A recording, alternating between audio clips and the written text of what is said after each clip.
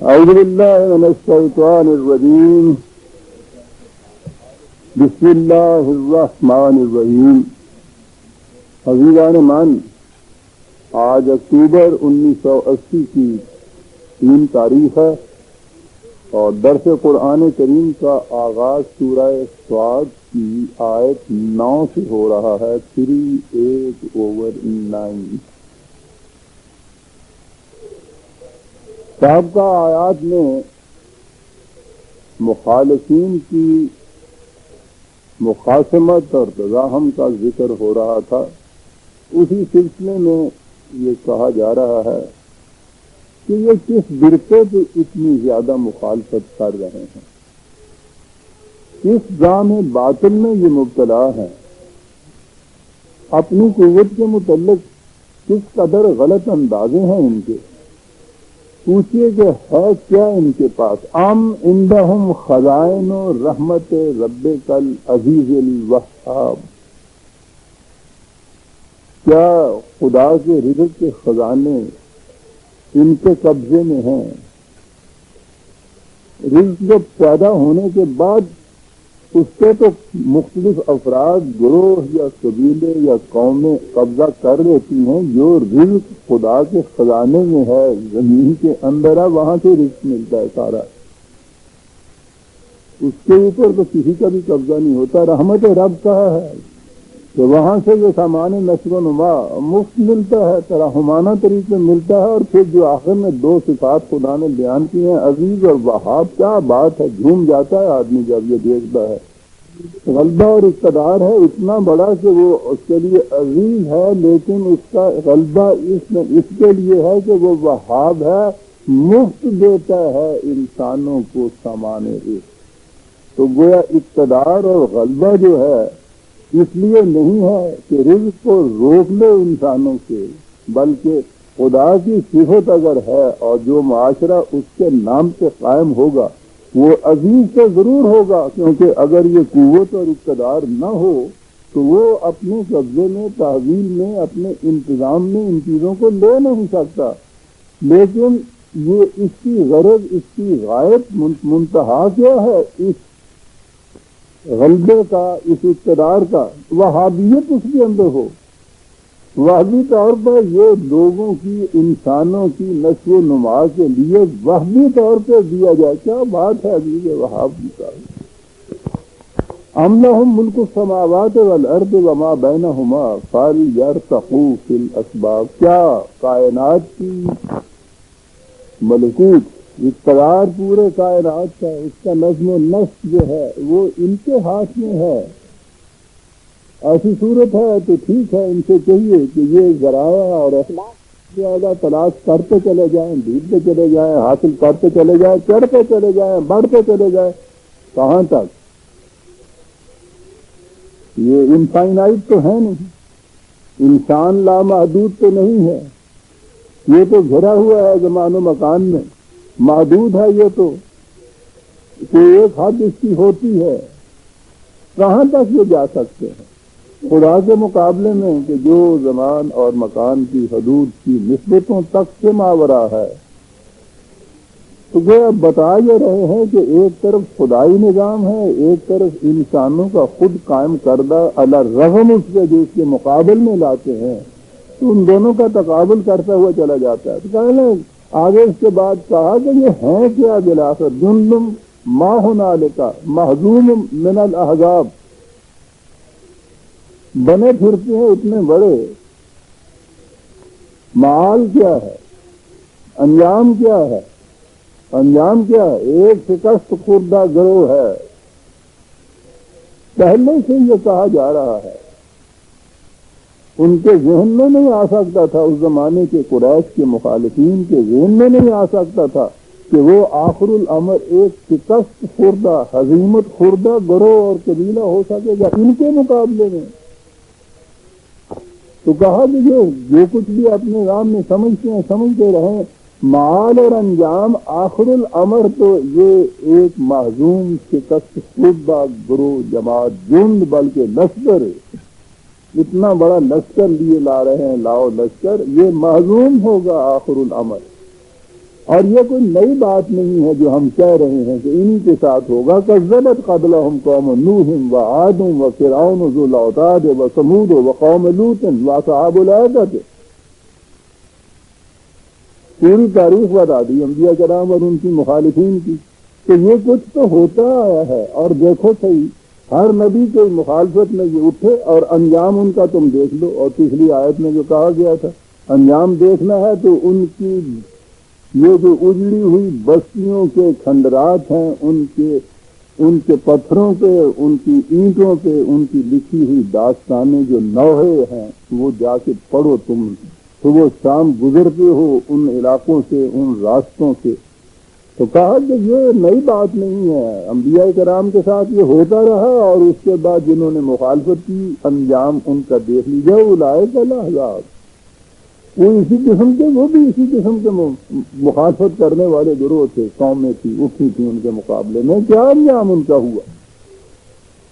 ان کل الا کذب الرسل فحق عقاب. ان تمام نے رسولوں کی تکذیب کی. یہ اصطلاح ہے کیونکہ بار بار آ رہی ہیں, بار بار ان کے مفہوم کو دہرانے کی ضرورت نہیں ہے کہ تکذیب جو ہے قرآن نے کہا تھا کہ وہ رسول کو جھوٹا نہیں کہتے تھے. رسول تو امین تھا, صدیق تھا, صادق القول تھا. مخالفین دشمن بھی اس کو مانتے تھے, اعتراف کرتے تھے کہ یہ سچا ہے. اور قرآن کریم نے یہ کہا کہ یہ اگر اس قسم کی باتیں کرتے ہیں تو آپ اس کے افسردہ خاطر کیوں ہوتے ہیں. یہ آپ کے متعلق نہیں کہتے کہ آپ جھوٹے ہیں معاذ اللہ, آپ کو تو یہ سچا سمجھتے ہیں. کہہ یہ رہے ہیں کہ خدا جو کہتا ہے کہ اگر تم نے یہ اپنا طریق نہ چھوڑا تو تباہ ہو جاؤ گے, یہ کہتے ہیں کہ یہ غلط ہے, ہمیں تباہی نہیں آ سکتی, ہم نے پورا انتظام کر رکھا. یہ ہے تکذیب جسے قرآن نے کہا ہے. تو یہ ان لوگوں نے تکذیب کی. اس سے پہلے ان رسولوں کی جو آتے رہے اس کا انجام آپ کے سامنے ہے. اسی تاریخ کے اسی سلسلہ دراز کی یہ بھی ایک کڑی ہے جو آج ہو رہا ہے کل, اور یہی ہمیشہ ہوگا. تکذیب کی انہوں نے فحق عقاب. کیا بات ہے اس عقاب کی. میں نے کہا ہے نا کہ انسان کا عمل پہلے سرزد ہوتا ہے, اس کا نتیجہ اس کے پیچھے لگا ہوا ہوتا ہے. اسی لیے کبھی اس کو غم کہا ہے جیسے دم چپتی ہوئی ہوتی ہے حیوان کے پیچھے, کہ جہاں جائے اس کے پیچھے لگی ہوئی ہوتی ہے. بڑی عجیب مثال ہے یہ زبان عجیب و غریب زبان تھی. چپتی ہوئی جہاں جائے وہ چپتی ہوئی پیچھے لگی ہوئی ہے. تو یہی چیز ہے جس کو عقاب بھی کہا جاتا ہے. پیچھے لگا ہوا ایک چیز جو ہے اس کا نتیجہ ان کے پیچھے لگا ہوا ہوتا ہے. پہلے وہ غیر محسوس ہوتا ہے. یہ حق کا آپ دیکھیے, میں نے بتایا تھا آپ کو کہ یہ جو حق ہے یہ ایک نظریہ, ایک عقیدہ غیر محسوس, جب محسوس شکل میں حقیقت ثابتہ بن کے سامنے آتا ہے اس وقت اسے حق کہا جاتا ہے. تو یہ یعنی ہمارے ہاں حقیقت کے لیے تو کچھ ایسا تصور ہے کہ وہ کچھ محسوس شکل میں ایسی صورت ہو. ریئلٹی جسے ہم کہتے ہیں, ریئل جسے ہم کہتے ہیں, حق کے متعلق کبھی یہ ذہن میں نہیں آتا. ایسا ہوتا ہے کہ یہ ایک محض نظریہ یا عقیدہ ہی ہے, یہ نہیں ہے. حق ایک محسوس شکل میں سامنے آتا ہے, حقیقت بن کے سامنے آتا ہے, یوں کہیے. تو انہوں نے کہا یہ ہے کہ وہ ان کے پیچھے لگا ہوا تھا. ان کا انجام جو تھا, ان کے اعمال کے تباہ کن نتائج ان کے پیچھے لگے ہوئے تھے, چلے آ رہے تھے. پہلے غیر محسوس تھے, جب پھر وہ اس طرح سے محزوم ہوتے ہیں یہ لشکر تو وہ محسوس شکل اختیار کر لیتے ہیں. اس وقت اس کو کہا جائے گا فحق عقاب. وما ينظر هؤلاء الا صيحة واحدة ما لها من فواق. یہ انتظار کر رہے ہیں کہ ایک آواز, ایک چیز وہ بلند ہو اور اس کے بعد پھر وہ تباہی اس شکل میں آئے. فواق یہ اصل میں تو وقفہ جو ہے اس کے لیے یہ لفظ آتا ہے. آفاقہ جو لفظ تھا ان کے ہاں وہ جانور کا دودھ دوہتے ہیں، صبح دوہتے ہیں، پھر یا دوپہر کو یا پھر شام کو، یہ درمیان میں جو وقفہ ہوتا ہے اس کے لیے یہ آتا تھا. لیکن وقفے کے معنوں میں یہ آئے گا کہ وہ تباہی جب پھر آئے گی تو وہ اتنی مسلسل تباہی آتی چلی جائے گی کہ اس میں وقفہ بھی نہیں ہوگا. اس وقت تو کیفیت یہ ہے کہ یہ مہلت کا زمانہ ہے. اس میں تو وہ محسوس شکل میں بھی سامنے ان کے نہیں ہے، لیکن جب وہ ایک حقیقت بن کر سامنے آ جائے گی تو وہ تباہی ایسی مسلسل اور متواتر چلی آئے گی کہ اب اس کے اندر صرف وقفہ بھی نہیں ہوگا. یہ کیفیت ان کے ساتھ ہونے والی ہے. اندازہ لگائیے اس شکل میں جب کہ یہ مکے سے ہجرت کر کے چھوٹی سی جماعت مدینے میں آئی، بے ساز و جراق، ان کے پاس تو جیسے پناہ گزین جسے ہم آپ کہتے ہیں، پناہ گزینوں کی سی کیفیت تھی. مختصر سی جماعت، چند نفوس، یہ حالت، ادھر مخالفت میں سارا یہ ملک اور پھر قریش جیسے لوگ. اس زمانے میں کہا جا رہا ہے کہ یہ تمہاری تہذیب اپنے خنجر سے آپ ہی خودکشی کرے گی. اس لیے کہ جو شاخ نازک کے آشیانہ بنے گا ناؤ سوار ہوگا. تو ان سے یہ کہا جا رہا تھا کہ یہ تمہارا انجام ویسا ہی ہوگا جیسا کہ ان اقوام کا ہوا. تباہیاں، بربادیاں تمہارے پیچھے لگی ہوئی ہیں. ان کے ذہن میں بھی نہیں آ سکتا تھا کہ یہ کیا کہہ رہی ہے یہ جماعت، یہ کیا نفوس. ان کو تو سر چھپانے کے لیے مکان تک نہیں ہے ان کے پاس، اور کہے یہ جا رہے ہیں ذرہ ناچیز و تعمیر بیابان نظر. ان کے ذہن میں ایسا کچھ ہوگا. تو انہوں نے کہا کہ اسی لیے وہ کہہ رہے تھے وقالوا ربنا عجل لنا قطنا قبل یوم الحساب. وہ کہتے تھے کہ یہ تباہی کب آئے گی. اب جسے یہ یوم الحساب کہا جاتا ہے، ٹھیک ہے، ہمارے ذہنوں میں تو یہی چیز ہے نا کہ یہ حساب جو ہے وہ قیامت کے دن صرف جا کر ہوگا، یہاں نہیں. تو اسے ہی یوم الحساب کہتے ہیں ہمارے ہاں، وہیں محاسبہ کہتے ہیں. لیکن وہ تو سریع الحساب ہے.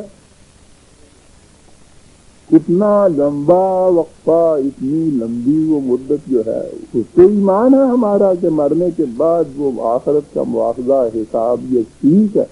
لیکن یہ وہی نہیں ہے. جب یہ کہا کہ ان قوموں کا انجام اپنی آنکھوں سے تم دیکھ لو جو نکلا ہے سامنے، وہ تو اسی دنیا میں ان کا انجام سامنے آ گیا تھا نا. ان کا یوم حساب تو وہی تھا جب وہ یہاں اس دنیا میں تباہ ہوئے ہیں. پھر آگے چل کے جو ہوگا حساب وہ اور بات ہے. تو یہاں تو اس کنٹیکسٹ میں جس میں یہ بات سیاق میں جس میں یہ کہی جا رہی یہ بات نظر آ رہا ہے. ان سے کہا جاتا تو وہ کہتے تھے کہ پھر وہ تباہی آتی کیوں نہیں ہے.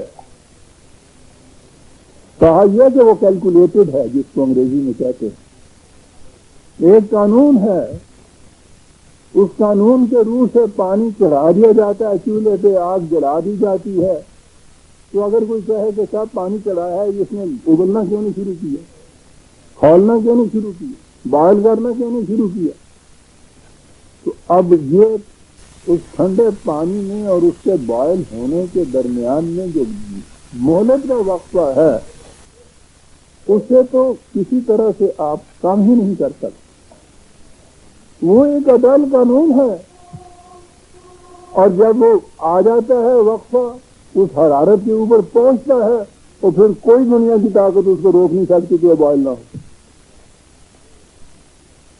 اس لیے کہا کہ یہ جب اس صورت میں پانی چڑھایا تھا تو انہوں نے دعائی دینی شروع کی. انہیں کہا کہ نہیں، اس کے لیے ایک وقفہ ہے، ایک وقت لگے گا اس کو. تو وہ بار بار یہ کہہ رہے تھے وقت لگے گا کاہے کے لیے، ہم سمجھتے ہیں ہے ہی جھوٹ، ہے ہی غلط، کچھ نہیں ہوگا ہمیں. تو خام خواہ کہا جا رہا ہے بجائے سے کہ اعتراف کیجیے، یوں ہی ہم بات کہہ رہے ہیں، کہتے چلے جا رہے ہیں. اب جب ہم کہتے ہیں کہ کہاں ہے وہ تباہی، تو کہتے ہیں کہ وہ آئے گی اپنے وقت پر، جسے ہم کہتے ہیں وہ ہے یوم الحساب کا ترجمہ. اپنے وقت پر، اور وہ قانون کے مطابق وقت متعین ہوتا ہے کہ کب آئے گی. اب وہ کہتے تھے کہ عجل لنا، جلدی سے لاؤ. دیکھیں ہم تو وہ جلدی والی بات جو ہے یہ ٹھیک ہے، خدا تو قادر مطلق ہے، وہ تو یہ ٹھیک ہے، وہ اگر چاہے تو آگ پہ چڑھائے بغیر ہی پانی کھولنے لگ جائے، لیکن اس نے یہ کہا ہے کہ یہ سنت اللہ ہے، اس میں ہم تبدیلی نہیں کرتے۔ پانی یہ وقت دے گا کھولنے کے لیے، ہم کھولا سکتے ہیں اس کو اس سے کم وقت میں، جیسا میں نے عرض کیا ہے کہ آگ پہ چڑھائے بغیر بھی، لیکن ہم نے یہ قانون بنا رکھا ہے کہ اس کو آگ پہ چڑھانا ہوگا، اور پھر وہ اتنی حرارت اتنی لیٹ جب کر لے گا تو پھر کھولنا شروع ہوگا۔ تو وہ جو کہہ رہے ہیں کہ جلدی کیوں نہیں کرتے، تو کہو اس لیے نہیں کرتے کہ وہ جسے حساب تم کہتے ہو وہ کیلکولیٹڈ ہوتا ہے، اور وہ اس اپنے وقت کے اوپر آتا ہے جو ہم نے مقرر کیا، وہ بھی خدا کا مقرر کرتا ہے، وہ حساب کا ہے۔ اس لیے ادھر ان سے یہ کہا، اور اس سے ان سے تو کہا تھا نا ان اقوام کو دیکھیے کہ جو تباہ و برباد ہوئی، اب ان کا ہجوم مخالفت بڑھتا چلا جا رہا ہے۔ یہ ایک مختصر سی کمزوروں ناتوانوں کی جماعت ہے، ان کے صبر آزما مراحل ہیں، ہمت شکن مراحل ہیں، ان کے لیے تسلی کا سامان بھی ہونا چاہیے۔ کہا تو جا رہا ہے جیسے صرف نبی اکرم صلی اللہ علیہ وسلم سے، لیکن یہ پوری جماعت کے لیے ہے کہ اصبر علی ما یقولون، جو باتیں یہ کرتے ہیں ان سے ہمت نہ ہار دینا۔ یہ بڑی ہی حوصلہ طلب ہیں، ہمت شکن ہیں یہ سارے معاملات، کہ یہ اس قسم کی یہ باتیں کرتے ہیں۔ تمہارے پاس اس کا ایسا کوئی انتظام نہیں کہ جو ہی یہ کہتے ہیں کہ ابھی تباہی لے آؤ تم فوراً اس کو تباہی کو لے آؤ، وہ تو حساب کے مطابق ہونی ہے۔ تو یہ دیکھیے نا یہ مشکل کتنی ہے اس داعی کے لیے کہ وہ دعویٰ یہ کرتا ہے کہ اس کا نتیجہ تباہی ہے، وہ کہتا ہے تباہی لاؤ، یہ لا نہیں سکتا، انتظار کرنا پڑتا ہے۔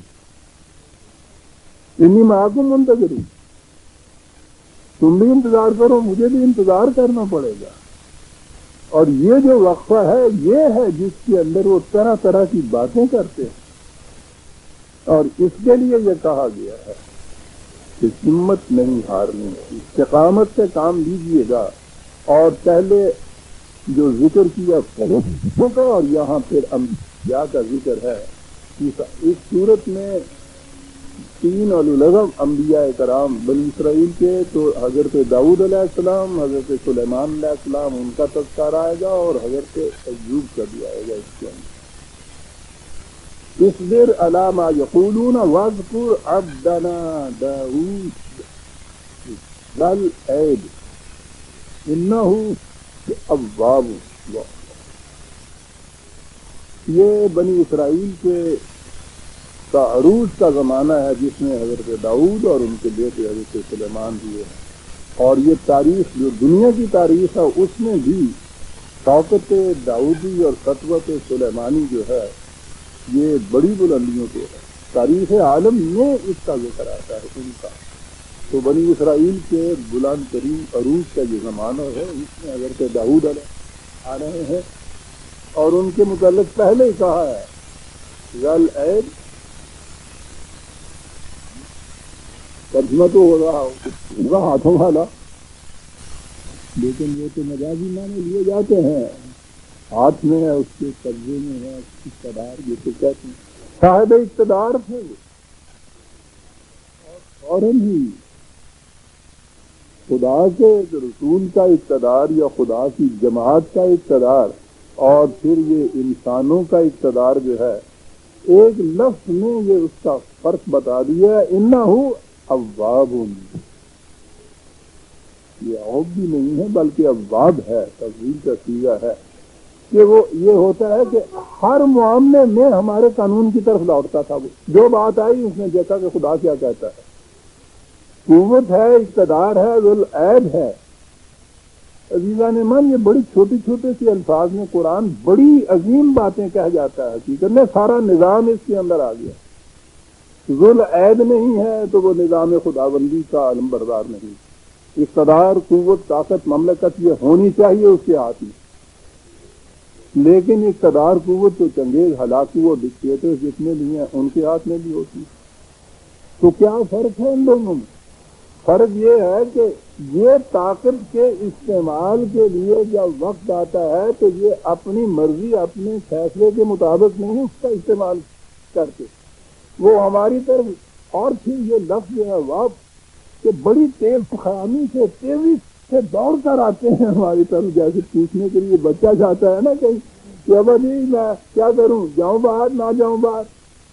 یعنی یہ انداز ہے کہ تیزی سے ہماری طرف وہ آتے تھے پوچھنے کے لیے، معلوم کرنے کے لیے ہماری طرف. کیا مطلب ہے؟ قانون خداوندی کو کنسلٹ کرنے کے لیے الہ راجعون. یہ ہے فرق، یہ ہے نظام خداوندی. قوت کے طاقت کے استعمال کے لیے یہ دیکھنا کہ خدا کا قانون ہمیں کیا رہنمائی دیتا ہے. اب تیزی سے آنا اس طرف. کہا کہ قوت کی یہ کیفیت تھی اقتدار کی، اس مملکت کے اندر اقتدار کی. انا سخرنا الجبال معه یسبحن بالعشی والاشراق. اب یہ پہلے آ چکی ہیں یہ چیزیں، اس لیے میں زیادہ وقت اس میں نہ لوں گا، اس لیے کہ زیادہ وقت لینے کے لیے آگے بات آتی ہے اور اس سے کافی وقت ہمارا خرچ ہو جائے گا. یہ جو ہے ہمارے ہاں کے ترجمے، ہمارے ہاں کی تفسیریں، سخرنا الجبال، پہاڑوں کو ان کے تابع فرمان بنا دیا تھا تو وہ سخرنا مسخر کر دیا تھا. کاہے کے لیے؟ کیا مقصد تھا ان کی تفسیر کا؟ کیا کرتے تھے؟ ترجمے ہمارے یہاں کے یہ سبحنا بالعشی والاشراق کہ وہ شام کو اور دن چڑھے اشراق کے وقت تسبیح کیا کرتے تھے ان کے ساتھ. یہ ہے ہمارے یہاں کا ترجمہ بھی آپ کہیں دیکھ لیجیے گا، تفسیریں دیکھ لیجیے. پہاڑ ان کے ساتھ تسبیح کیا کرتے تھے. وَالطَّيْرَ مَحْشُورَةً،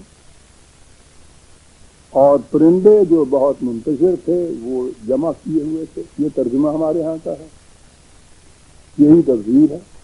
اور وہ بھی ان کے ساتھ، پرندے بھی ان کے ساتھ تسبیح کرتے تھے، یہی بتایا گیا ہے. وہ جو ذوالعید ہیں وہ نہایت بڑی قوتوں کا مالک، تو وہ قوتوں کا مالک پہاڑ اور پرندے مسخر ہیں، تو وہ کام کیا ان سے لے رہا ہے؟ وہ بھی تسبیح پھیرتے تھے، یہ بھی تسبیح کرتے تھے ساتھ. یہ ہے جو تصور دیا جاتا ہے ہمارے. اور پہلے ذوالعید کہہ کے یہ دونوں لفظ کہہ کے جبال اور طیر کے متعلق کے وہ یوں مسخر تھے.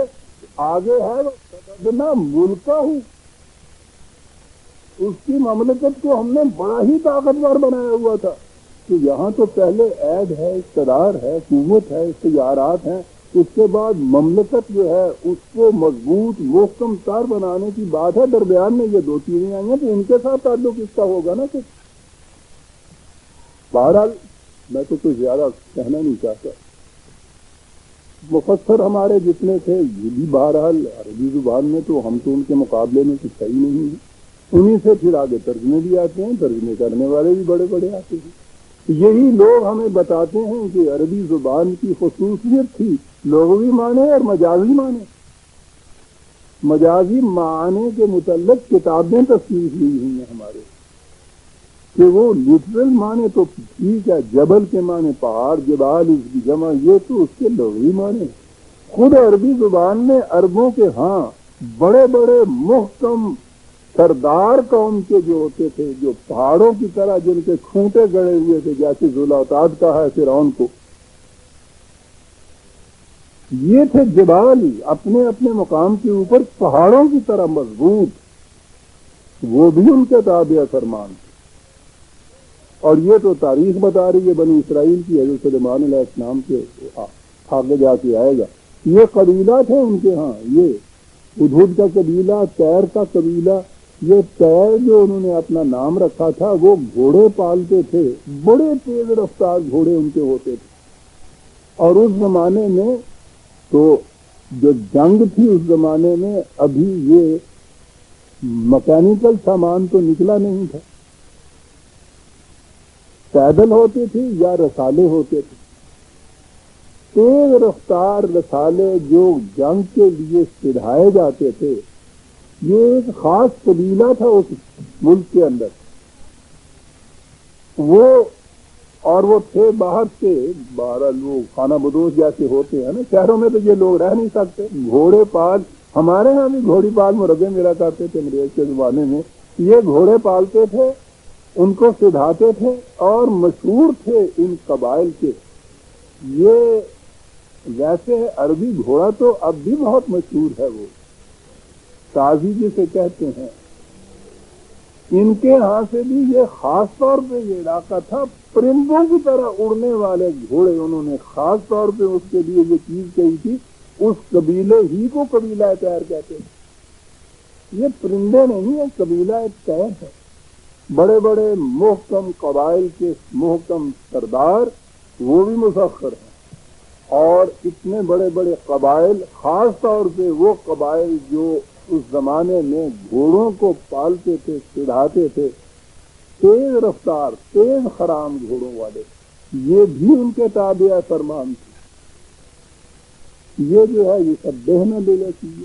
اور میں نے آپ کو بتایا ہے خود عربی زبان کے اندر بھی یہ سین بے ہے جو ہے، اس کے معنی ہے کسی کام کے سر انجام دینے میں انتہائی سرگرمی سے کام دینا، پوری قوت صرف کر دینا. جو گھوڑا سر پر دوڑتا ہے اس کے لیے یہ کہتے ہیں. جو تیراک پورے ہاتھ اس طرح سے پھیلا کے تیرتا ہے اس کے لیے یہ کچھ کہتے ہیں. اس کے معنی ہوتے ہیں مجازی طور پر کسی کام کے سر انجام دینے میں انتہائی قوت صرف کر دینا. تو یہ جو تھے وہ اس طرح سے سخرنا، خاصیت یہ تھی کہ وہ اس طرح سے تابع فرمان تھے ان کے کہ ان کے متجویز کردہ پروگرام کی تکمیل کے لیے انتہائی کوشش کرتے تھے وہ. اور اسی طرح سے قبیلہ طیر والے جو تھے، جن کے گھوڑے حضرت سلیمان کے آگے آئے بھی وہ بھی ان کے تابع فرمان تھے. یہ ابھی اس نے کہا ہے، یہ سب دینا کا ترجمہ آگے ہو جاتا ہے، کل لہو اواب. کیا بات ہے، لہو اواب. یعنی یہ جو تھے حضرت داؤد علیہ السلام یا یہ انبیاء یا یہ مملکت کے سربراہ، یہ تو خدا کی طرف ہر معاملے کے اندر رجوع کرتے تھے. اور یہ جو ان کے تابع فرمان تھے، یہ ہر ہدایت اور حکم دینے کے لیے ان کی طرف رجوع کرتے تھے. کیا بات، دونوں کا رجوع کرنا نظام چالیس طرح سے سکتا ہے. کل لہو اواب وشددنا ملکہ وآتیناہ الحکمت وفصل الخطاب.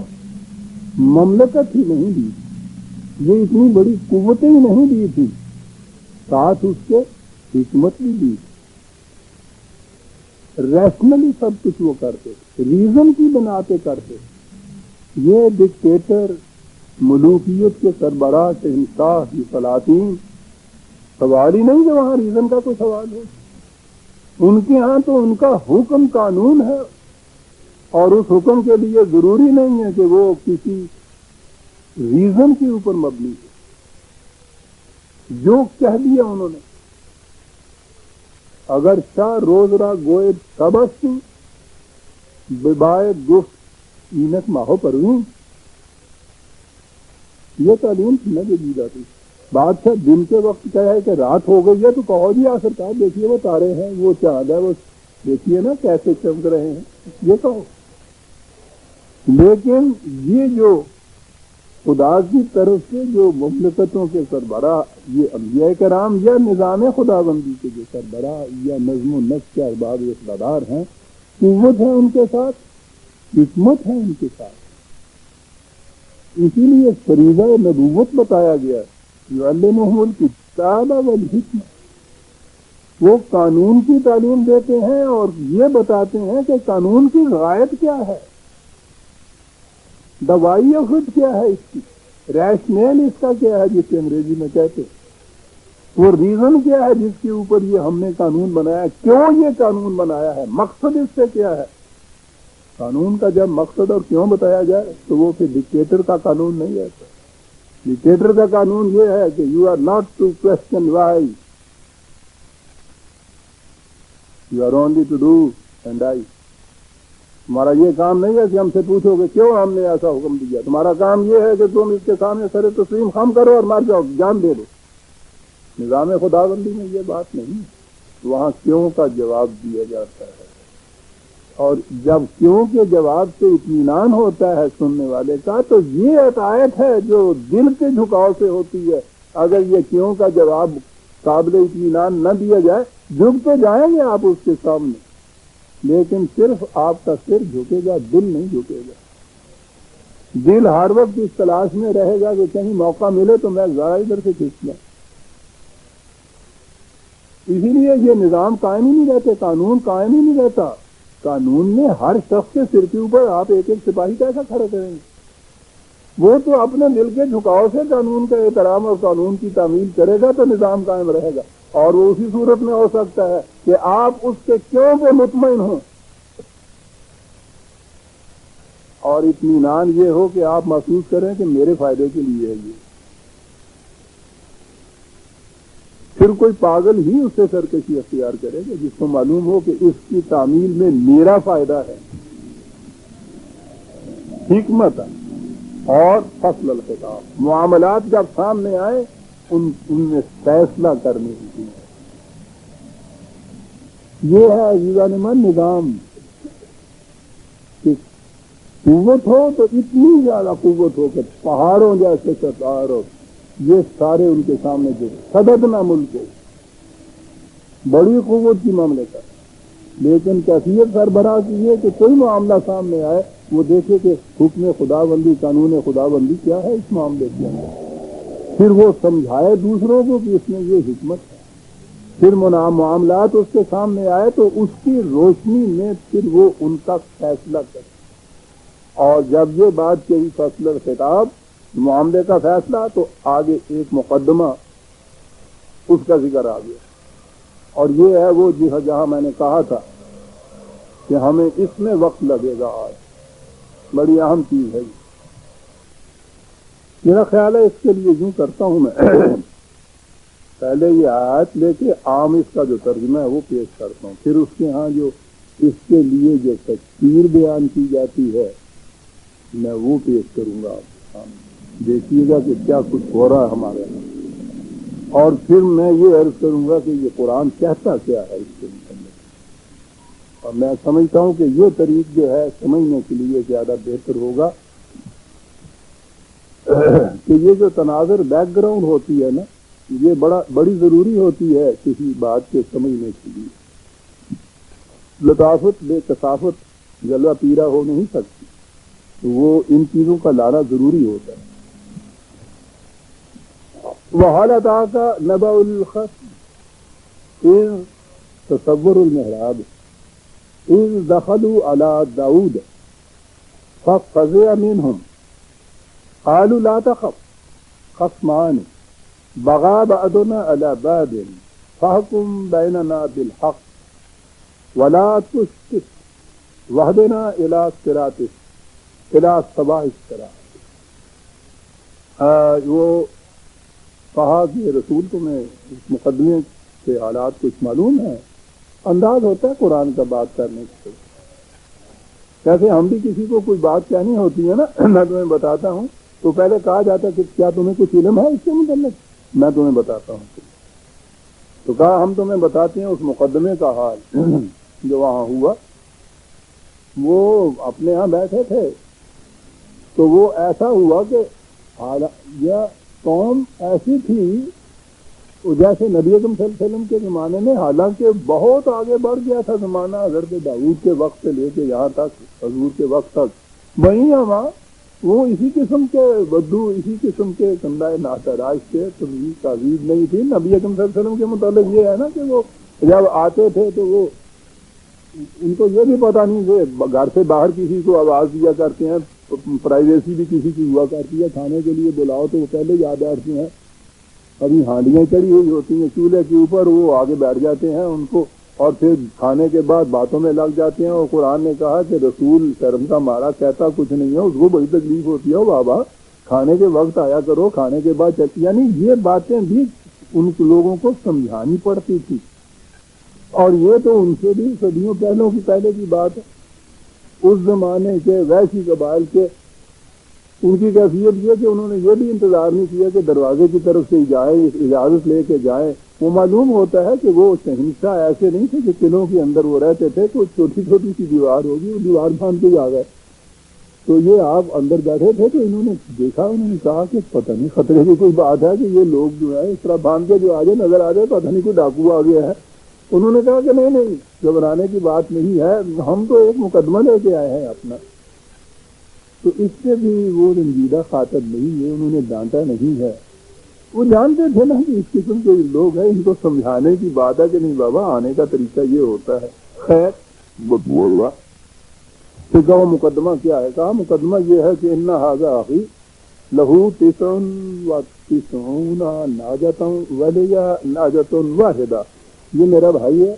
استغیث نے کہا، جس نے فریاد مقدمہ پیش کیا، کہ یہ میرا بھائی ہے، اس کے پاس 99 دمبیاں ہیں، میرے پاس ایک ہی دمبی ہے، اور بھائی ہے میرا۔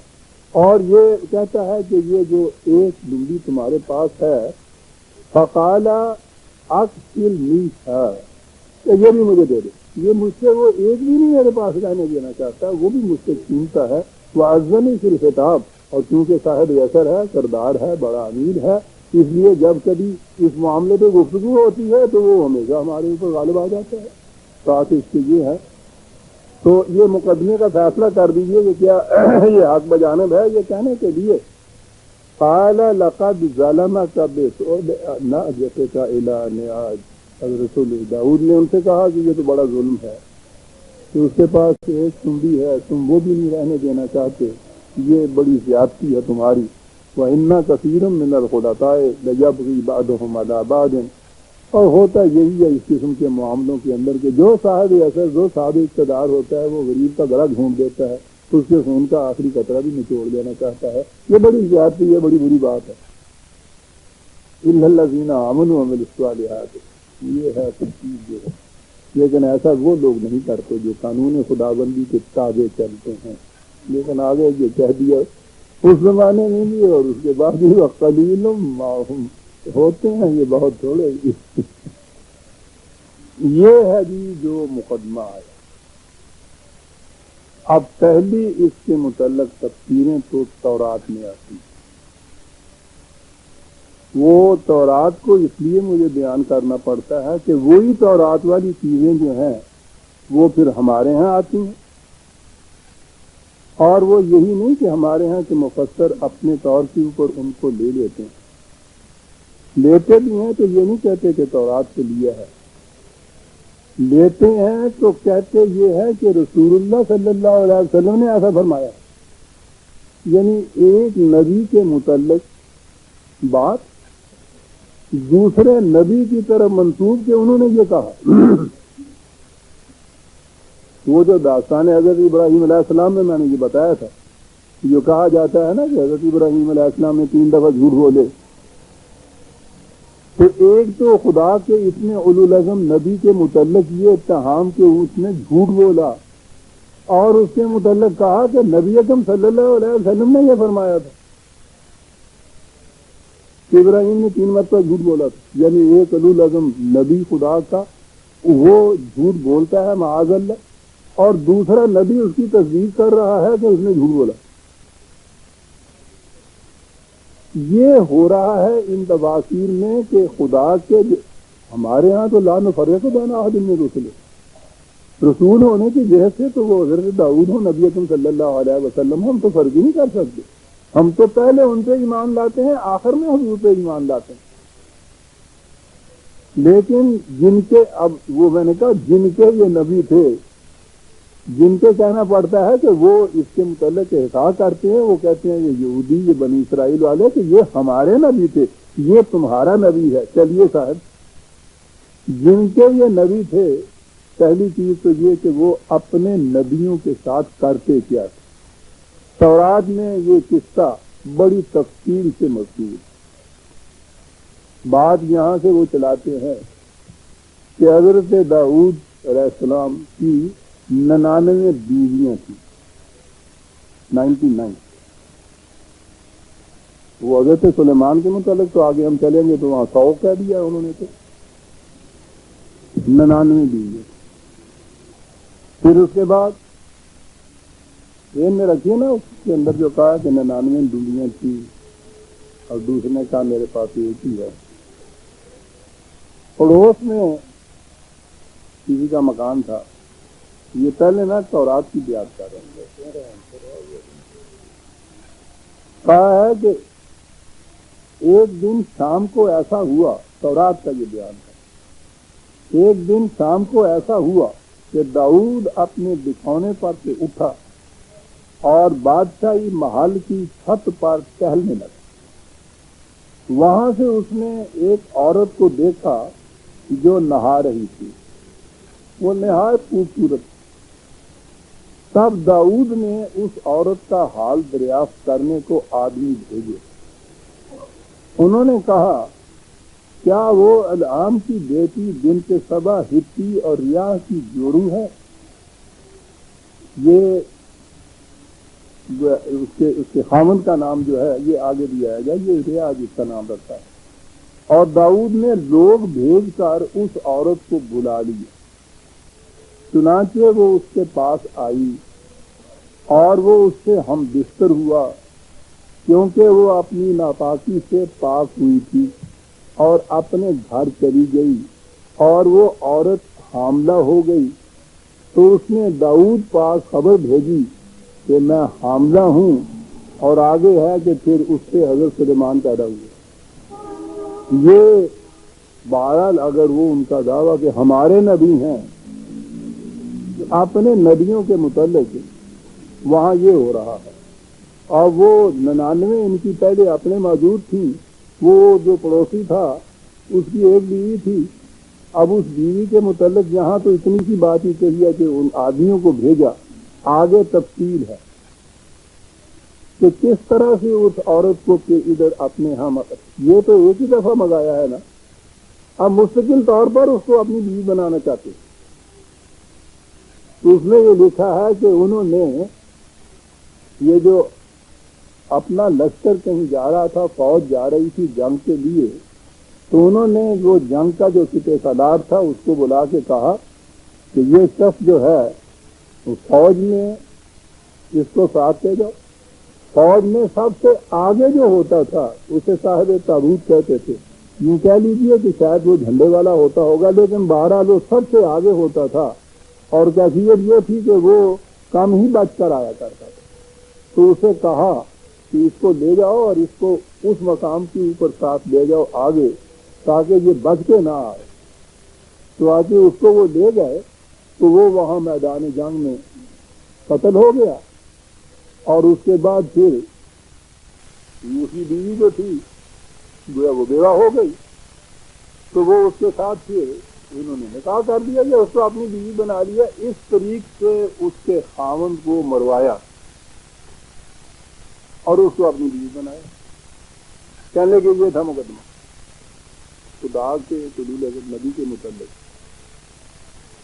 میں نے کہا ہے کہ یوں تو ان کا ہی اگر یہ کوئی ہوتا تو ہم کیوں دخل دیتے، یہ ان کا نہیں ہے، یہ خدا کے انبیاء ہیں، ہمارا نبی بھی ہے، وہ ہمارا اور ان کا ہے ہی نہیں، خدا کے نبی ہیں جن پر ایمان لانا ہمارا بھی فرض ہے۔ تو گویا ان کے متعلق تورات میں یہ ہے، تو ہمارا تو اقتدار نہیں ہے اس پہ کہ وہ اپنی تورات میں کیا لکھتے ہیں اس کے متعلق۔ انہوں نے یہ لکھا۔ جب اس طرح سے داؤد نے، حضرت داؤد علیہ السلام نے یہ تدبیر کر کے، یہ ہیلا کر کے، یہ سازش کر کے اس کے خامد کو مروا دیا، اس کو اپنے گھر ڈال لیا، خدا نے نعت النبی کو داؤد کے پاس بھیجا۔ اس نے اس کے پاس آ کر اس سے کہا کہ ایک شہر میں 2 شخص تھے، ایک تو دولت مند اور دوسرا کنگال۔ اس مالدار کے پاس بہت بے شمار بھیڑ، بکری، گائے، بیل کے گلے تھے، پر اس کنگال کے پاس بھیڑ کی ایک پٹھیا کے سوا کچھ نہ تھا جس میں جسے اس نے مول لیا تھا اور پالا تھا، اور وہ اس کے اور اس کے لڑکوں کے پاس بڑی تھی، اور اس کے پیالے سے پیتی تھی، اس کی گود میں سوتی تھی، اس کی بیٹی کی جگہ تھی، اسی کے اوپر ان کا دار و مدار تھا۔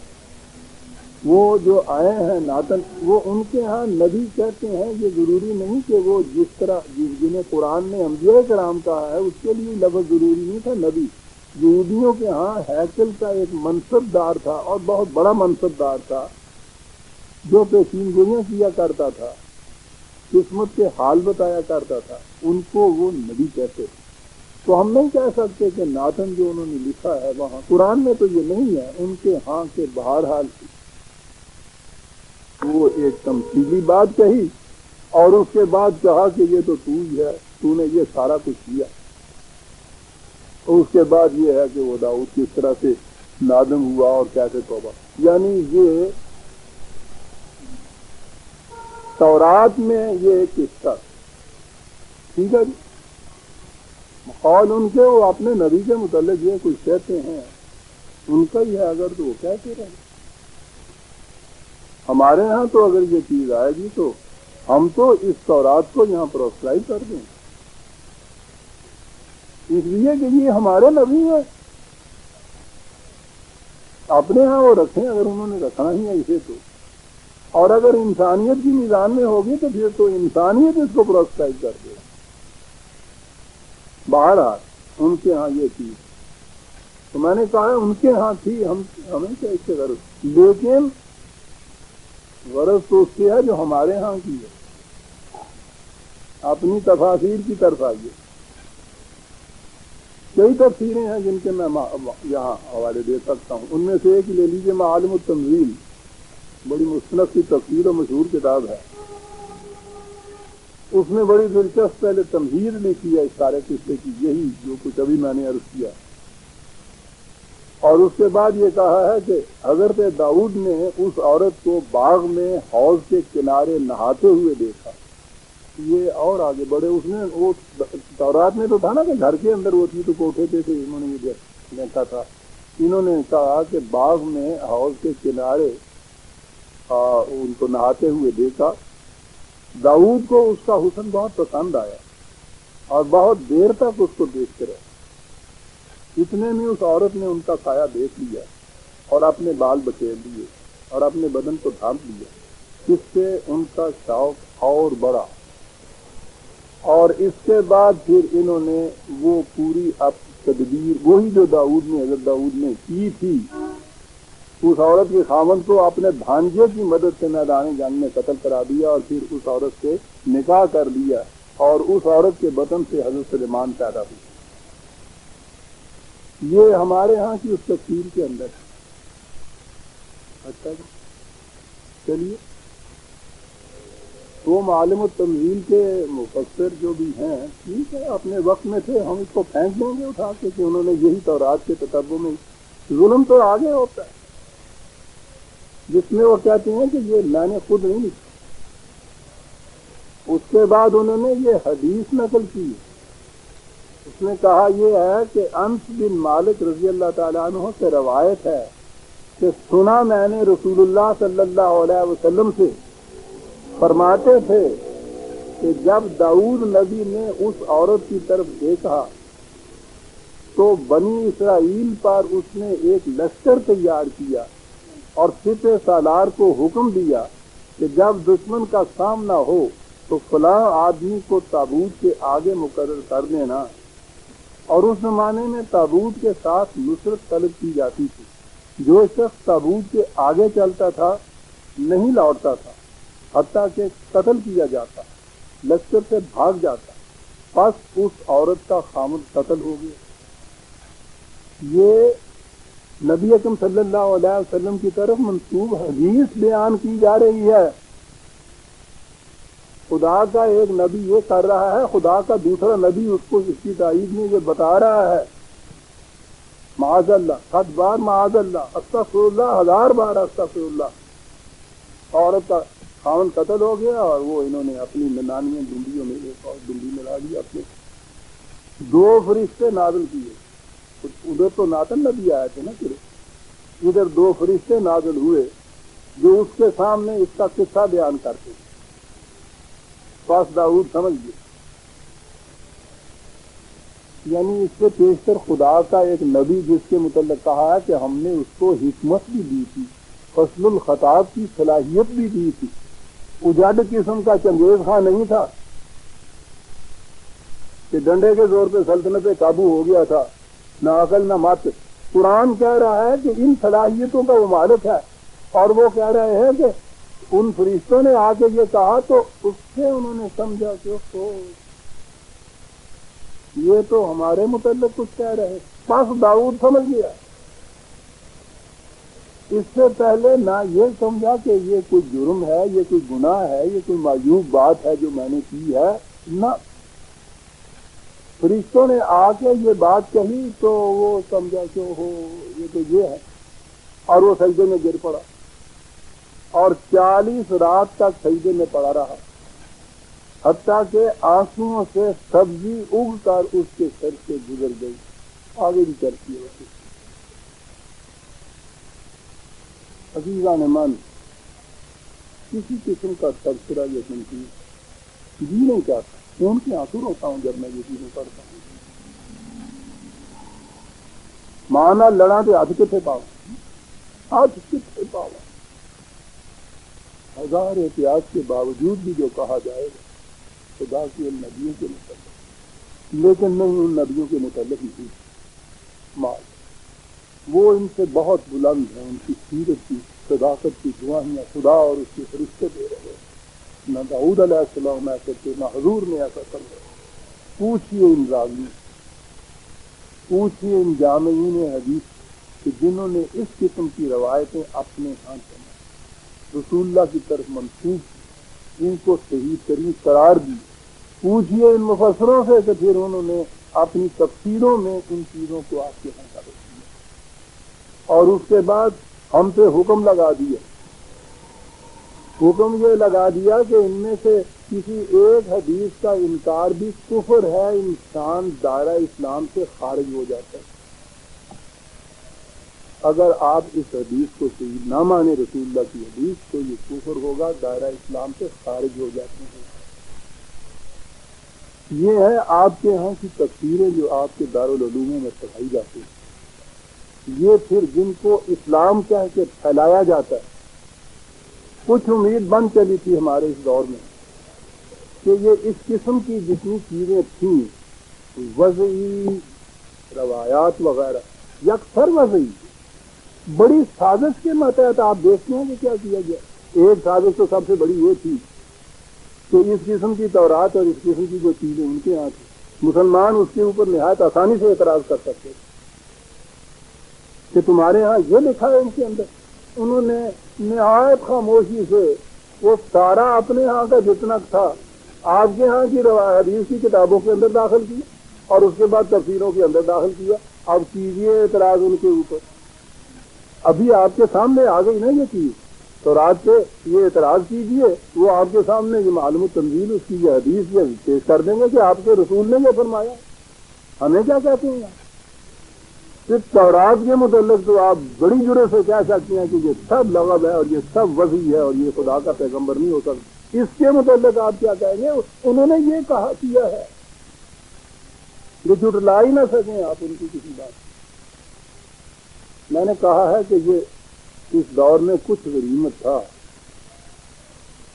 کہ کچھ علم اور دانشمندی اور فکر اور یہ چیزیں ذرا عام ہو رہی تھی, جن کی بنا پہ اس قسم کے جو یہ داستانیں اور یہ قصے اور یہ خرافات تھی, ان سے کم از کم ہمارا اگلا نوجوان طبقہ وہ ان سے خود ہی متنفر ہو رہا ہے. یہ کفر بالطاغوت کا یہ بھی ایک طریق ہوتا ہے کہ آپ اسے اس طرح سے وہ پیش کریں, اور وہ جو علم, تدبر, بصیرت, ان کی روشنی میں معاملات کو سوچنے اور جانچنے کے عادی ہوں, وہ خود اس نتیجے پہ پہنچے کہ نہیں یہ نہیں ہو سکتا, غلط. یہ ہو رہا تھا اور اس سے نظر آتا تھا کہ بہرحال یہ آثار سحر ہیں. ہو سکتا ہے کہ اس کے بعد قرآن کا اور صداقتوں کا سورج سلوک ہو جائے. لیکن یہاں پھر ایک سازش، مجھے یہاں پہنچ کے مجھے واقعی بڑے جبر سے کچھ باتیں کہنی پڑتی ہیں. این اس دور میں یہاں پاکستان کے اندر جو مملکت دی گئی تھی اسلام کے نام سے خدا کا نظام قائم کرنے کے لیے، جہاں ان کو ہزار آج چاہیے، یہ نئی نسل کے نوجوانوں کو یہ کچھ چاہیے، اور پھر یہ تو وہاں چلتے ہیں سرسید تک، ان کے خلاف یہ سازش ہو رہی ہے. سوچنا سمجھنا تو سکھایا تھا ان لوگوں کو، اس کا نتیجہ کم از کم یہ تو تھا کہ ان چیزوں سے یہ نوجوان جو تھے ان کے دل و دماغ جو تھے وہ باغی ہوئے. جب یہ خالی ہوئے ہیں ان کے دماغ ان چیزوں سے، تو اس وقت بڑا مساعد وقت تھا کہ قرآن خالص ان کے سامنے پیش کر دیا جاتا، لپک کے آ جاتے. اور میرا عزیزان من یہ ذاتی تجربہ ہے، ان کے نوجوان میرے پاس آتے، ان سے میں یہ کہتا تھا کہ یہ کوئی اسلام نہیں ہے، یہ سب وزنی، آؤ قرآن کی طرف. اور وہ اس قدر مطمئن ہو جاتے، ایک ہلکا ہے اس قسم. لیکن عین اس وقت میں یہاں ایک سازش تھی، مجھے کسی شخص کے خلاف کوئی مخاصمت نہیں، لیکن جب بات قرآن اور اسلام کی آ جائے گی مجھے کسی کی رعایت مقصود نہیں، مجھے اپنے خدا کے یہاں جواب دینا ہے. مودودی مرحوم دعویٰ یہ کیا انہوں نے بھی، اور ان کے متعلق یہ پبلسٹی بھی کی کہ یہ بہت بڑے مفکر. انہوں نے کہا کہ میں نہ تو یہ قدامت پرست طبقے میں سے ہوں، نہ یہ جو مولود و بے دین طبقہ نئی نسلوں کا آ گیا ہے ماڈرن، ان میں سے ہوں. میں بیچ کی راست کا آدمی ہوں. میں تو عقل و فکر کی بنا پہ قرآن پیش کرتا ہوں، اور اس کے بعد بہرحال تو بجھنڈا ہے کچھ بھی ہے، ان کو مقام دیا گیا کہ ایک بہت بڑے مفکر جو علم و بصیرت اور عقل و شعور کی بنا پر قرآن پیش کرتا ہے، یہ بٹھا دیا گیا ان نوجوانوں کے دلوں کے اندر. ادھر سے یہ باغی ہوئے، اب یہ ادھر آئے جہاں کہا گیا تھا کہ یہ فکر و بصیرت کی بنا پہ قرآن پیش کیا جاتا ہے. اب اس فکر و بصیرت کی بنا پہ پیش کرنے والے کے متعلق دیکھیے تفہیم القرآن، ان کی تفسیر 4 جلد سورہ صاد کی یہی آیا ہے. انداز ان کا یہ ہے تکنیک کہ یہ جو چیزیں میں نے کہی ہیں نا، یہ کہا کہ یہ ساری وزیر ہیں، یہ لوگ بھائی یہ سب کچھ ہے، تو پہلے تیار کر لیا کہ صاحب ہاں یہ ان کو نہیں مانتے، بالکل ٹھیک ہے. اب اس کے بعد ذہنوں میں آیا کہ اب یہ جو کچھ کہیں گے وہ واقعی قرآن کی بات ہے. بات شروع یہ کرتے ہیں ان ساری چیزوں کو پہلے مسترد کر کے اصل واقع جو قرآن مجید کے مذکورہ بالا بیان سے صاف سمجھ میں آتا ہے، اصل واقع قرآن مجید سے صاف سمجھ میں آتا ہے، اور اس سے بڑا دعویٰ اور کیا ہوگا. اصل واقعہ بیان کر رہے ہیں، قرآن مجید سے صاف سمجھ میں آتا ہے. سن لیجیے اصل واقعہ کیا تھا، اور جو صاف سمجھ میں آتا ہے یہ ہے، غور سے سنیے عزیزان من ماڈرن تفسیر آپ کہ حضرت داؤد علیہ السلام نے اوریا، وہ عورت کا خاوند جو ہے یا جو کچھ اس کا نام رہا ہو، اس سے محض یہ خواہش ظاہر کی تھی کہ وہ اپنی بیوی کو طلاق دے. جی اصل بات ہے جو قرآن سے صاف سمجھ ہے، قرآن میں کہیں نہیں، سارے قرآن میں کہیں نہیں کہ حضرت داؤد نے اس سے کہا تھا کہ طلاق دے دی. قرآن سے صاف سمجھ ہے. یہ نوجوان بیچارے ان کو کیا پتا قرآن میں کیا لکھا ہے. اتنا بڑا مفسر، اتنا بڑا مفسر، اتنا بڑا عالم، اللہ کا شاہکار اسے کہا جاتا ہے، وہ کہہ رہا ہے کہ قرآن سے سمجھیے، صاف سمجھ میں یہ آ رہا ہے اصل واقعہ کہ وہ حضرت داؤد نے یوں نہیں تھا کہ اس عورت کو بلا کے یوں کر دیا تھا، بلکہ اس سے کہا یہ تھا کہ اپنی بیوی کو طلاق دے دے. وہ بات ٹھیک ہے کہ وہ پسند آ گئی تھی تو بیوی اس کو اپنی بیوی، وہ عورت اس کو اپنی بیوی بنانا چاہتے تھے، تو اصل واقعہ جو قرآن سے سمجھ نہیں آتا ہے اپنی بیوی کو طلاق دے دے. اور آگے یہ ہے، اور چونکہ یہ خواہش ایک عام آدمی کی طرف سے نہیں بلکہ ایک جلیل القدر فرما روا اور ایک زبردست دینی عظمت رکھنے والی شخصیت کی طرف سے رعایا کے ایک فرد کے سامنے ظاہر کی گئی تھی، اس لیے وہ شخص کسی ظاہری جبر کے بغیر بھی اپنے آپ کو اسے قبول کرنے پر مجبور پا رہا تھا. ظاہری جبر نہیں تھا اور مجبور پا رہا تھا اپنے آپ. آپ ظالم نہیں ہیں، ہاتھ پہ مظلوم ہیں ہم، یعنی کسی جبر کے بغیر اپنے آپ کو مجبور پا رہا تھا. کیوں پا رہا تھا؟ اتنا بڑا جلیل القدر فرما روا، اتنا بڑا زبردست دینی عظمت رکھنے والا وہ رعایا کے ایک عام فرد کے کو یہ بات کہہ رہا ہے. تو کیا یہ رہے ہیں کہ بغیر کسی ظاہرہ جبر کے، ظاہرہ نہیں، بات ہی کیا ہوئی جو ظاہرہ جبر کیا اس کے بغیر وہ اپنے آپ کو مجبور پا رہا تھا. خدا کا نبی، نظام خدا بندی، ایک مملکت کا سربراہ، اس کی مملکت کے اندر اس نبی کی کیفیت اور سیرت و کردار یہ کہ اس کو دوسرے کی بیوی پسند آ جاتی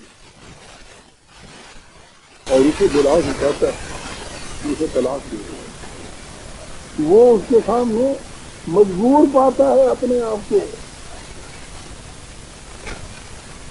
یہ ہے اسلامی حکومت اور یہ ہے نظام خداوندی جو قائم کرنا چاہتے ہیں دنیا کے اندر. آپ جس کی بیوی پسند آئے اس کو بلا کے کہا جائے کہ اس کو طلاق دے دے اور وہ اپنے آپ کو مجبور پائے.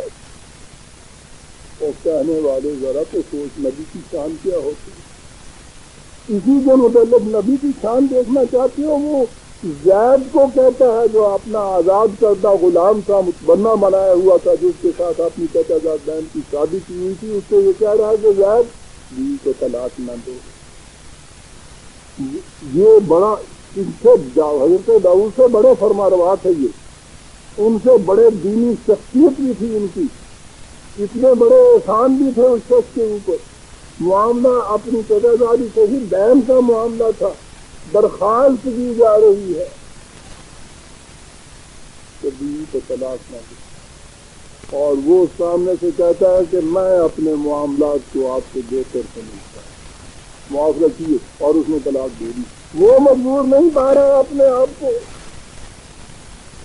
یہ ہے نبی کی شان، اور یہ ہے جو آپ کے یہاں کا نیا بہت ماڈل یہ سمجھا رہا ہے کہ وہ اپنے آپ کو مجبور پا رہا تھا. یا میرے اللہ، اگر یہ حکومت خداوندی میں بھی افراد کی رعایا کی کیفیت یہ کیفیت ہے کہ وہ جو کچھ ہے یہ مجبور پائے اپنے آپ کو، تو اس سے زیادہ کمزور کی حکومت میں کیا ہوتا تھا. اور ایسے فرد اپنے آپ کو مجبور ہی پاتے تھے نا، مجبور پاتے. اس موقع پر قبل اس کے کہ وہ حضرت داؤد کی فرمائش کی تعمیل کرتا، پتہ نہیں کہاں سے یہ ساری چیزیں ان کو معلوم ہو گئی. تو صاف سمجھ نہیں آ رہا ہے، قرآن میں کچھ نہیں اس سے متعلق پاتا. قوم کے دو نیک آدمی اچانک حضرت داؤد کے پاس پہنچ گئے. دو نیک آدمی، یعنی یہ معاذ اللہ یہ نیک نہیں تھے. دو نیک آدمی وہاں ان کے پاس تھے، وہ ان کے پاس پہنچ گئے. یا دو نیک آدمی، اور انہوں نے ایک فرضی مقدمے کی صورت میں یہ معاملہ ان کے سامنے پیش کر دیا. کیفیت وہاں کی یہ کیفیت تھی جو ان کو جرأت طلب کی ہوئی تھی کہ وہ معاملے کو صحیح ہی شکل میں نہیں پیش کرنے کی جرأت کر رہے تھے کہ یہ آپ کیا کر رہے ہیں، اس شخص کو مجبور کر رہے ہیں. اس نے دو نیک آدمی ان کے پاس بھیجے اور انہوں نے فرضی مقدمہ، نیک اور فرضی مقدمہ ملاحظہ فرماؤ. جرأت یہ نہیں ہوئی ان کی بھی کہ آ کے ٹھیک ٹھیک ان سے کہیں کہ یہ آپ کیا کہہ رہے ہیں کر رہے ہیں. فرضی مقدمہ یہ ہے حکومت خداوندی، ایک نبی کے ہاتھوں جو قائم ہوئی ہے. وہ بات سیدھی دو ٹوک نہیں کر سکتے، فرضی مقدمہ پیش کر دیا.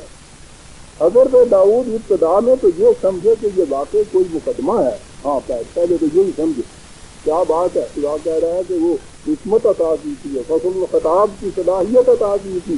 پہلے تو انہوں نے سمجھا کہ واقعی مقدمہ ہے, چنانچہ انہوں نے اسے سن کر اپنا فیصلہ سنا دیا کہ یہ زیادتی. لیکن زبان سے فیصلہ کے الفاظ نکلتے ہی ان کی ضمیر نے تنبیہ کی. اس وقت تنبیہ کی ضمیر نے, اس سے پہلے وہ نبی کی ضمیر جو تھی سب ہوئی تھی, اس وقت تنبیہ کی کہ یہ تمثیل پوری طرح ان کے اور اس شخص کے معاملے پر چسپاں ہوتی ہے.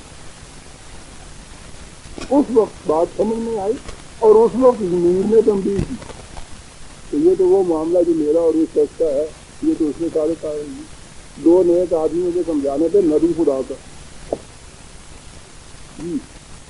چشمہ ہوتی ہے. اور جس فعل کو وہ ظلم قرار دے رہے ہیں اس کا صدور خود ان سے اس شخص کے معاملے میں ہو رہا ہے. اب سمجھ میں آیا اور اب ضمیر نے ملامت کی. یہ احساس دل میں پیدا ہوتے ہی وہ سیدھے میں گر گئے اور توبہ کی اور اپنے اس فعل سے رجوع فرما دیا. قرآن سے صاف سمجھ میں بات ہے. یہ ہے عزیزان من اس دور کی ماڈل تفصیل. عزیزان من یہ سارا قصہ جو ہے قرآن میں تو ایک لفظ میں بات ساری سمجھا دی. وہی اس کے اندر سم اور وہ تو کرتے ہی ہے. یہودی یہ بنی اسرائیل سرمایہ داری میں یہ انتہا تک پہنچی قوم. سرمایہ داری ہوتی کیا ہے, سرمایہ دار کرتا کیا ہے, وہ مل کے ایک لمیٹڈ کنسرن تھا بنا لیتے ہیں. مختلف لوگ مل جاتے ہیں, کچھ معاملہ کرتے ہیں, کاروبار کچھ کرتے ہیں, ان کی انویسٹمنٹ ہوتی ہے. اس میں ہوتا یہ ہے کہ جو بڑے سرمایہ والا ہوتا ہے اس کی پوری خواہش یہ ہوتی ہے کہ چھوٹے سرمایہ والے کی پونجی بھی اپنے یہاں لیا. ہوتا یہ ہے مایا کو مایا ملے کر لمبے ہاتھ, تلسی داس غریب کی کوئی نہ پوچھے بات. چھوٹے سرمایہ دار کو یہ بڑے سرمایہ دار پنپنے ہی نہیں دیتے. چھوٹا پونجی لے کے بیچارہ کوئی کھوکھے والا کہیں کھڑا ہو, اس کے مقابلے میں ₹1,00,000 لگانے کے بعد وہ جو وہاں دکان کھول لیتا ہے وہ ایک دن بھی نہیں چلنے دیتا. انویسٹ کرتا ہے, اگر انویسٹمنٹ کے لیے سارا کچھ کھا جاتا ہے. مایا کو مایا ملتی. وہ جو ایک میں قصہ سنایا چاہتا ہوں گاؤں کے زمیندار کا دہقان کا, اس نے سن رکھا تھا کہ روپیہ کو کھینچتا ہے. اس نے کہا ٹھیک ہے, کہیں سے کسی طرح بیچارے نے 2-2 4-4 پیسے جمع کر کے 1 روپیہ اکٹھا کر لیا. شہر میں شراب کی دکان پہ دیکھا تو روپے کا ڈھیر لگا ہوا تھا. اس نے کہا کہ روپیہ کو کھینچتا ہے. اس نے دور سے کھڑے ہو کے یوں روپیہ پھینکا, اس ڈھیر میں چلا گیا. اب وہ کھڑا انتظار کر رہا ہے کہ میرا روپیہ اس روپے کو کھینچ کے لائے. وہ شراب نے پہلے تھوڑا انتظار کیا, پھر اس کے بعد پوچھا کہ میاں تم یہاں کھڑے ہو اتنے وقت سے, کیا ہوا؟ کہنے لگے میں نے سن رکھا تھا کہ روپیہ کو کھینچتا ہے, میں نے اپنا روپیہ یہاں پھینکا تھا, میں اب انتظار میں ہوں کہ وہ کھینچ کے لائے تو وہ 2 ہو جائیں میرے پاس. لیکن وہ تو بات غلط نظر آتی ہے. کہنے لگے نہیں, وہ بات غلط نہیں ہے, روپیہ کو کھینچتا ہے, اس روپیہ نے تمہارے روپیہ کو کھینچ لیا ہے. یہ ہے سرمایہ داری. عزیزان من ایک لفظ ہے اس کے اندر جس نے یہ ساری کہانی جو ہے واضح کر دی ہے. وَإِنَّ كَثِيرًا مِنَ الْخُلَطَاءِ لَيَبْغِي بَعْضُهُمْ عَلَىٰ بَعْضٍ. جب یہ مشترکہ کاروبار کرنے والے جو ہوتے ہیں تو ان میں تو ہوتا یہ ہے کہ یہ زیادہ سرمایہ والا جو ہے 99 دنیوں والا, وہ کوشش کرتا ہے کہ میں کر دوڑوں اس چھوٹے سرمایہ والے کے اوپر اور کھینچنے کی ایک دنیا. تو بات تو ساری یہ ہو رہی. یہ خلطال کیا بات ہے, ایک لفظ ہے مشترکہ کاروبار کرنے والے. لیکن ان کی نگاہ ادھر کیوں جائے؟ ان کی نگاہ تو جانی جنسیات کے اوپر ہو. اور اس کے خامد کو یوں مروائیں یا اس کو کہیں گے طلاق دے.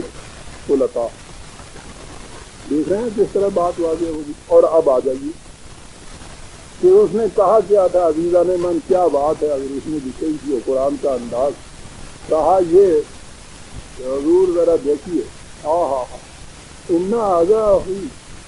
یہ مجھ سے کہتا ہے میں تیرا بھائی ہوں، یہ میرے بھائی ہونے کا دعویٰ کرتا ہے، اور بھائی کی کیفیت یہ ہے کہ اس کے پاس 99 ڈنڈیاں، مجھ غریب کے پاس ایک ڈنڈی ہے، اور یہ مجھ سے کہتا ہے کہ وہ بھی مجھے دے دے، یہ میرا بھائی ہے، کہتا ہے میں تیرا بھائی ہوں۔ وہ اگر کہتا میں تیرا دشمن ہوں، جو اس کے کاروبار میں شریک ہی نہ ہوتا، کہا میں تیرا بھائی ہوں، ایک لفظ میں کہاں سے بات کو کہتا ہے میں تیرا بھائی ہوں، اور کرتا اس کے بعد یہ ہے کہ 99 میں کہتا ہے تمہاری جو ایک جو ہے نا یہ میرے ہی دیش کے اندر داخل کر دیتے ہیں۔ ان سے کہا کہ آپ فرمائیے اس کا مطالبہ کہاں تک جائز؟ قال لقد ظلمك بسؤال، یہ انتہائی ظلم ہو گئے، 99 والا کسی غریب کی ایک ڈنڈی کو بھی لے جائے، ان سے ظلم ہے۔ جڑ کاٹ کے رکھ دی ایک مقدمے کے فیصلے میں، یعنی مقدمہ اگر اس سے آتے جڑ کاٹ کے رکھ دی نظام سرمایہ داری،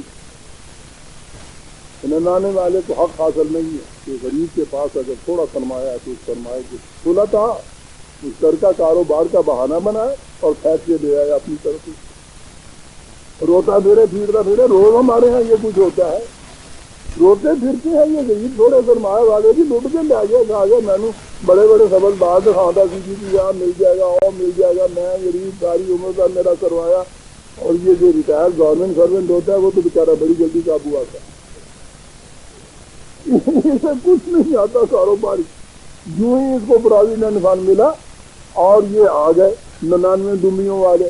اخی بھائی کیونکہ تمہیں کاروبار کا تجربہ نہیں ہے تو ہم تو تجربے والے ہیں نا، بس اس کے ساتھ انویسٹ کر دیجیے اور اس کے بعد وہ ٹھیک ہے بھائی، یہ اتنا تمہارا اتنا ہمارا کاروبار مل کے کریں گے۔ 6 مہینے کے بعد وہ کہتے ہیں کہ ڈوب گئی رقم، تمہارا بھی گیا ہمارا بھی گیا، انتلیم مل کے کریں ہو جا رہی ہے، مل کے کیا کرے، تمہارا جانے کے بعد بھی کتنا بچا اس کا پوچھو کیا رہا۔ اتنا کثیر اتنا حاضہ کہتا ہے میں تیرا بھائی، مطالبہ یہ ہے کہ اپنی ایک ڈنگی میرے ننانوے میں لے جائے، آپ نہیں ہے میرے سپرد کر دے، یہ ہے تو آگے تو بڑا ضروری لَيَبْغِي بَعْضُهُمْ عَلَىٰ بَعْضٍ، کیا بات، چاہتا یہ ہے زیادہ سرمایہ والا کہ کیا دوڑے دوسرے چھوٹے سرمایہ والے دوسرے پاؤں تلے روند کے رکھتے، إِلَّا الَّذِينَ آمَنُوا وَعَمِلُوا الصَّالِحَاتِ، یہ لوگ ایسا نہیں کرتے، لیکن کیا کیا جائے، وَقَلِيلٌ مَّا هُمْ وَظَنَّ دَاوُودُ أَنَّمَا فَتَنَّاهُ فَاسْتَغْفَرَ رَبَّهُ وَخَرَّ رَاكِعًا وَأَنَابَ۔ یہاں داؤد کو یہ احساس ہوا کہ یہ جو معاشی نظام جاری ہے معاشرے کے اندر یہ بڑا ظلم ہے، خدا چاہتا یہ ہے کہ میں ایسا نظام قائم کروں کہ جس میں 99 والا ایک کی زندگی تصویر کے نہ لے۔ مسئلہ بڑا مشکل ہے، اپنی ہی قوم ہے، دوسری قوم کے اندر تو جو سربراہ مملکت تھا زبردستی بھی کرتا، اپنی ہی قوم کے اندر تو جو سب کچھ ہو رہا تھا یہودیوں کی تاریخ پڑھ کے دیکھیے اس دور کے یہودیوں کی۔ اپنے دور میں مجھے یہ کرنا پڑے گا کہ 99 اور ایک والے میں پھر یہ ہوگا کہ 99 والے کی 49 جو ہیں وہ وہاں سے چس کے چھین کے اس ایک کو دینی پڑے گی۔ بڑا صبر آزما مرحلہ، پتہ کتنا بڑا صبر آزما مرحلہ ہے، یا اللہ فاستغفر، تو ہی مدد کرنے والا ہے، اس قوم کے ہاتھوں تو ہی مجھے حفاظت میں محفوظ رکھنے والا ہے، میں نے جو ہی اس نظام کی ایک بات کہی انہوں نے تیسروں نے کیا کر دینا ہے، یہ ہے جو وہ حفاظت طلب کر رہے ہیں خدا کی کہ میں اصلاح تو یہ کروں گا، یہ نظام تو کروں گا اس قوم میں، لیکن یہ قوم تو پوچھو نہیں کیا قوم ہے، الٹے حربوں کے اوپر اتر آئے گی۔ وہ خرہ راسن و آراف، اس کے باوجود کہا کہ ٹھیک ہے جو ہوتا ہے ہوتا کہ ہوتا رہے، جب ظلم میں جانا ہے تو پھر میں کروں گا یہ۔ خرہ راسن، یہ نہیں سجدے میں گرا 40 دن روتا رہا اور وہ اس کے گھاس اٹھ کے سر کے اوپر آ گئے، کہا کہ ٹھیک ہے میں کروں گا یہ، میں جھکتا ہوں اس قانون کے سامنے، یہ معاشی نظام جو ہے میں راج کرتے رہوں گا۔ تاریخ بتا رہی ہے کہ ان لوگوں نے کیا ریفارم کی تھی۔ فَغَفَرْنَا لَهُ ذَلِكَ، ہم نے اس کی حفاظت کی۔ وَإِنَّا لَهُ عِندَنَا لَزُلْفَىٰ وَحُسْنَ مَآبٍ، بڑی ہمت سے کام لیا، ہمارے مقرب بندے یہی کیا کرتے۔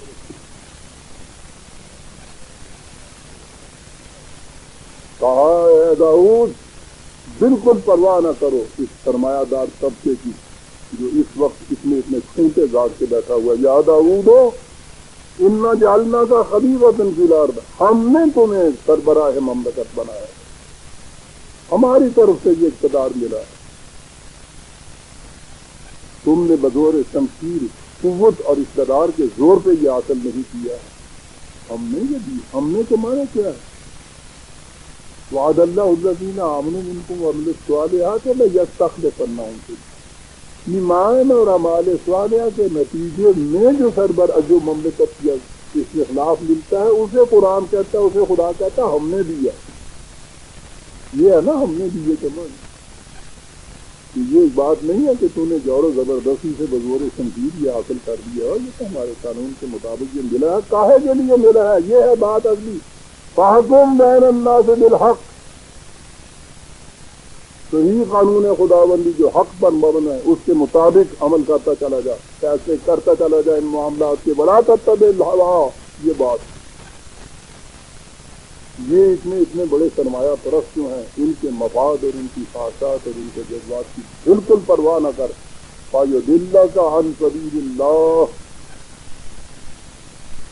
خدا کے راستے سے تمہیں یہ بہکا دیں گے، یاد رکھ۔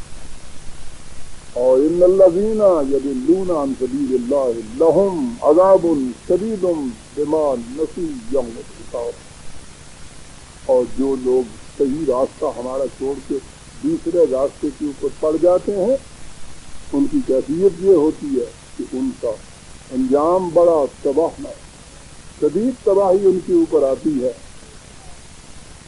کیوں آتی ہے یہ تباہی؟ یہ نہیں ہے کہ ہمیں غصہ آ جاتا ہے ہم تباہ کر دیتے ہیں، نہیں، کیوں آتی ہے؟